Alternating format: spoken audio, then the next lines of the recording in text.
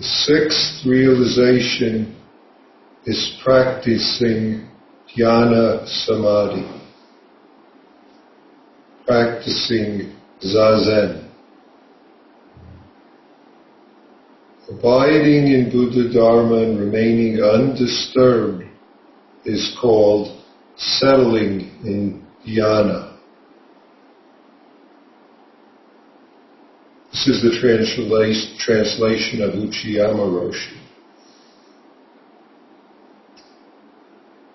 Zazen. You know what that is, or we think we do.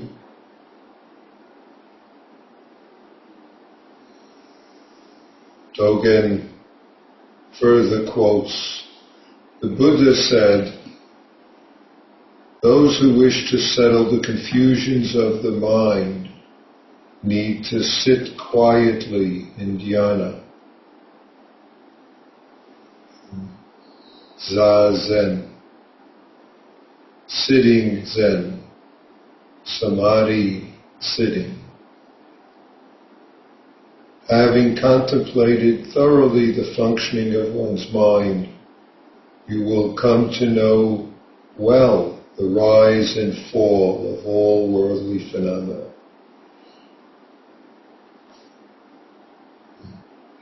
In a way, we say this all the time. Caught in self-centered dream, holding to self-centered thoughts, self-centered likes and dislikes. So it's the likes and dislikes that blinds us to the present moment, to the wisdom of seeing things as they are. Uchiyama translates, for the sake of the water of wisdom, practicing dhyana samadhi so that nothing may leak out. What is it leaking out? Is holding to the likes and dislikes and reacting out of them. In a way, though we say it, we get over and over the opportunity to notice how this occurs, functions, manifests. Yesterday I said I knew of 3 translations, so lo and behold, my books proved me wrong, because somehow I was looking at the books in the Sanzen room, and lo and behold, there was another book of mine, which I knew was there, titled Zen Master Dogen, Selected Writings, translated by Yuho Yokoi and Daizen Victoria, and lo and behold, there is Daihachi Ningaku, or the 8 aspects of enlightenment. Hachi Dainingaku.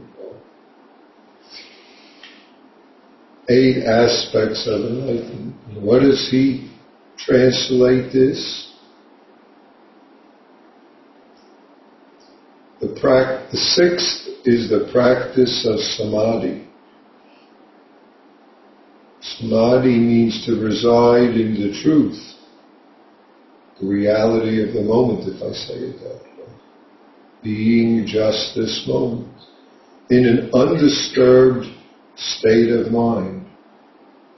Undisturbed, or in a state of mind in which the samadhi of being present, if I use that kind of word, allows us to control our reactiveness to likes and dislikes, to see how believing likes and dislikes, wants and not wants, blinds us.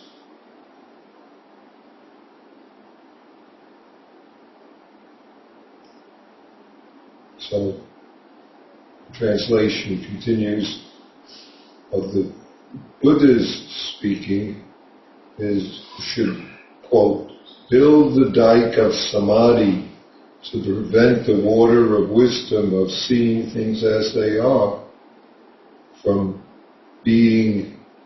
leaking out in the midst of holding to likes and dislikes, and of course the consequences of likes and dislikes, which we know very well.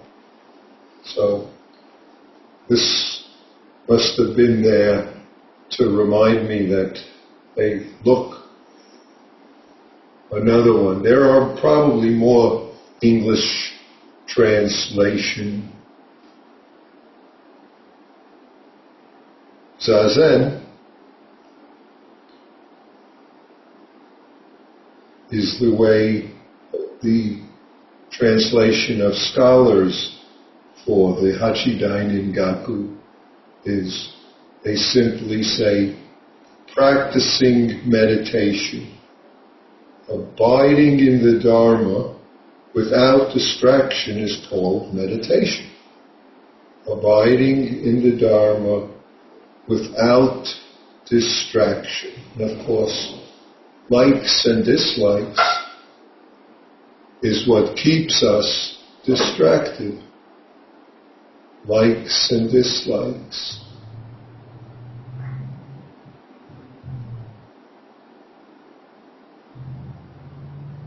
The arising, passing, if I use that word, of circumstances, whether internally or so-called externally, it's in order to see and be the life that we are,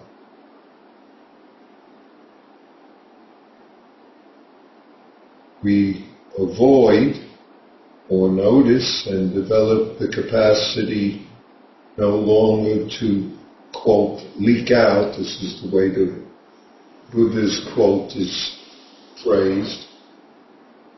After our likes and dislikes, because of our ability or equanimity. How's that?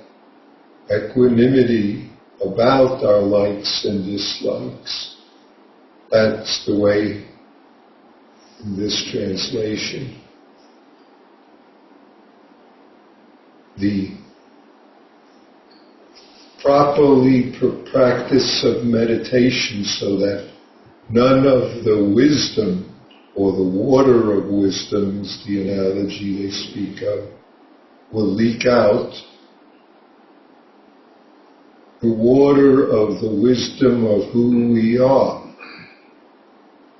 It's not to be someone else, but it's the ability to, I use the word concentrate, to be present. So we're not caught up in likes, dislikes that blind us.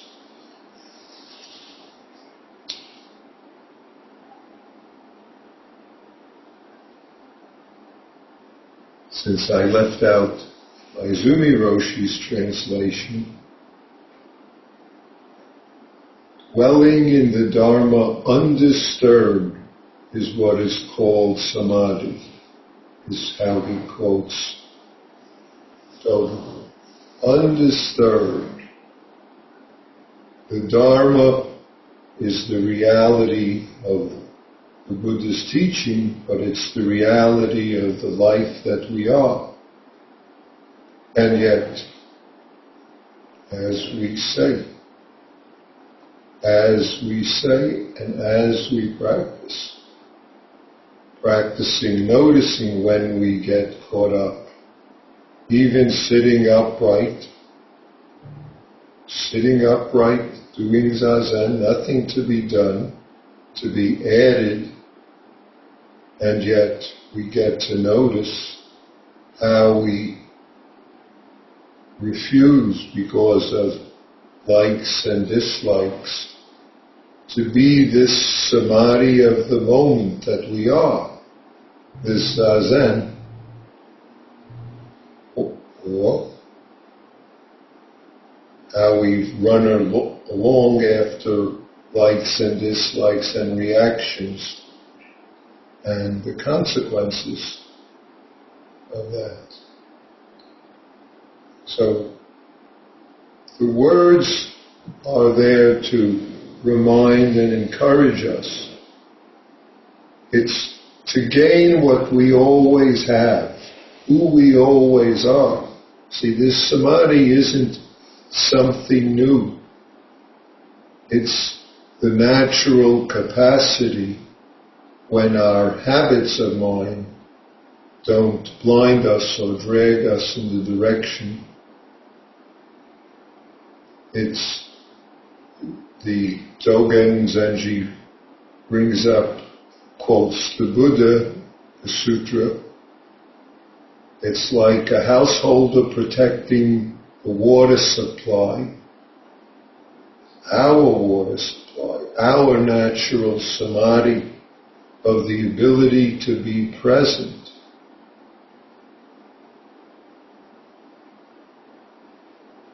Maintaining the wisdom that we naturally have, naturally are. If I say have, then we think there's some particular ability. All beings are the wisdom and perfection, except caught this way and that. Because of, as I quoted yesterday from Lavatamsaka Sutra, likes and dislikes, attachments and delusions. Of course, our likes and dislikes are based on what we believe. If I have that, then my life will be okay. Then he won't seem better than me. She won't have what I don't. She won't be the one, and I will. Likes and dislikes are different ways, but these are generalities and easy to say. We all know very well how hard it is to do, whether be the samadhi in zazen that we naturally are, or to be the samadhi of present moment life in all the myriad circumstances. Oh, think about that. What about that? He's not here. How come they, all the ways that we're not present in the natural equanimity, if I use that kind of word, not something fancy, but being just this moment. This moment doesn't require to be special zazen moment. This moment is standing in line at Costco, or driving down the road and being cut off, or, and you fill in the oars of your life. Because all of those are the opportunities to be non-leaking. And what is it we leak? Our attention, our presence. Sometimes the translation is concentration. Concentration not on something special, but on exactly what you're doing. Are you talking to someone? Are you playing tennis, paddleball, golf? Fine. Reading an email? Wonderful. Chopping up food? Marvelous. I'm hungry. Please make lunch. Thank you. All of these are the natural functioning that the Buddha is talking about.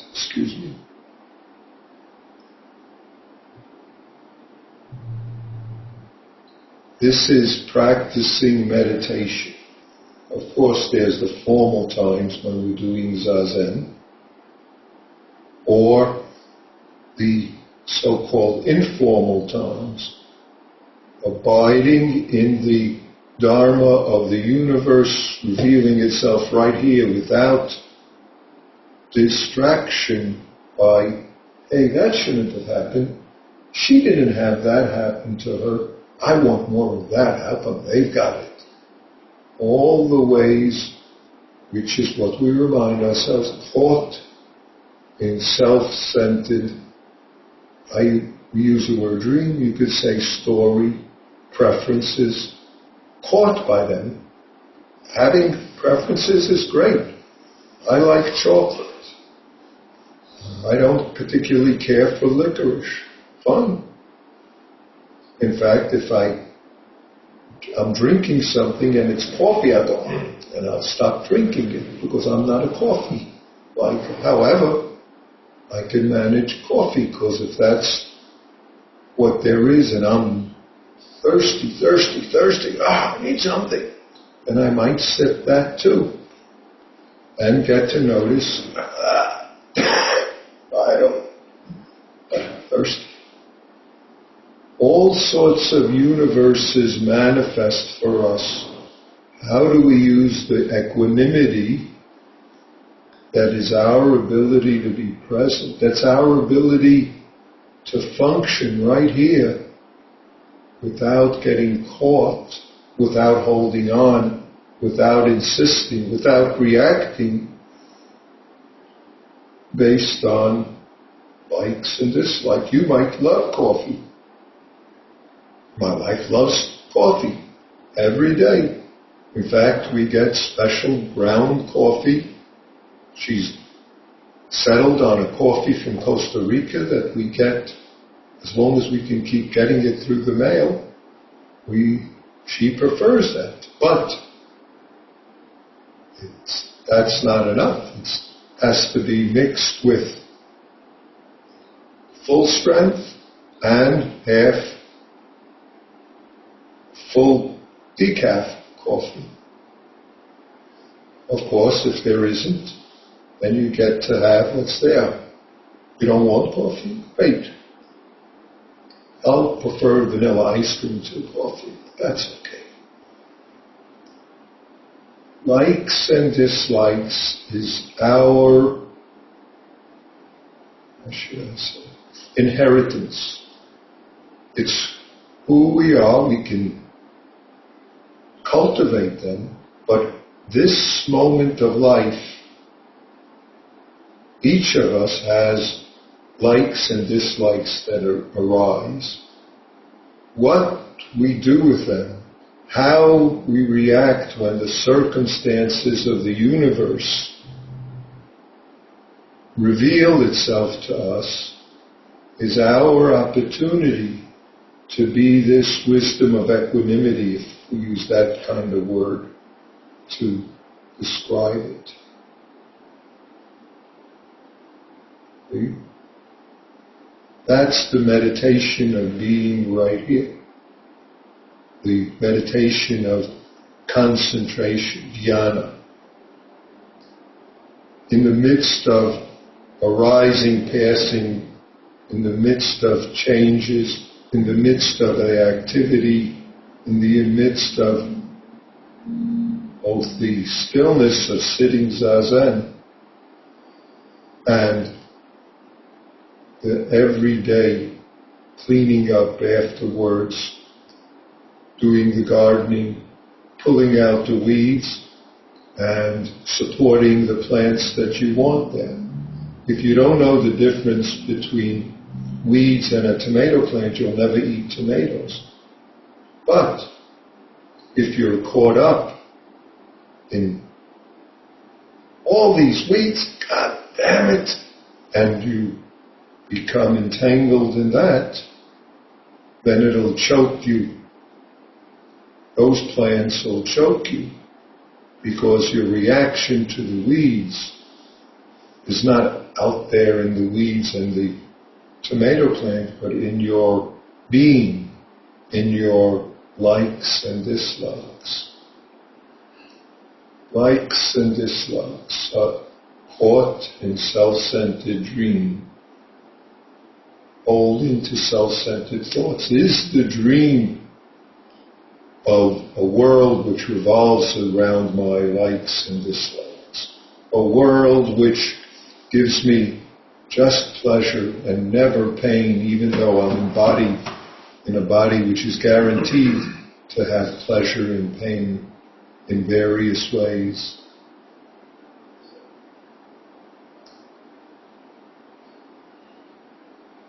Am I stronger? Am I weaker? Am I aging? I have some abilities, but wow, he really is a great skier. And she, her tennis is outstanding. I wish I could have played tennis like that.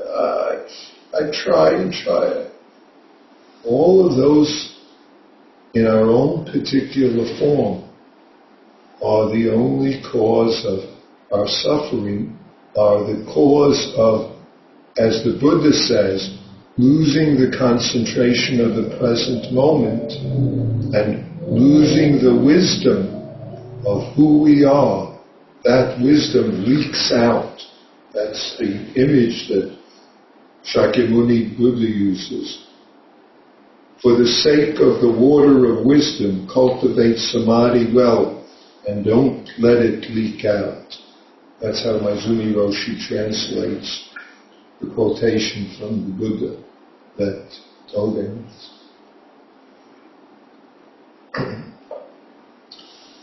There's really nothing more that I need to say, because what's most valuable is the fact that all of us are sitting. And sitting is the natural cultivation of this practice of being the Dharma without distraction, or the Dharma in the midst of this distraction. Distraction is a story we give about the cause and effect, both physical and mental, that is our life. It's only distraction if we react to the likes and dislikes. Only if we're caught in the self-centered dream. If we see this universe with the equanimity of who we are, with the wisdom of the great person that we are, then no problem. Then we serve all beings and we relieve suffering, whether so-called our own or that of others. Thank you.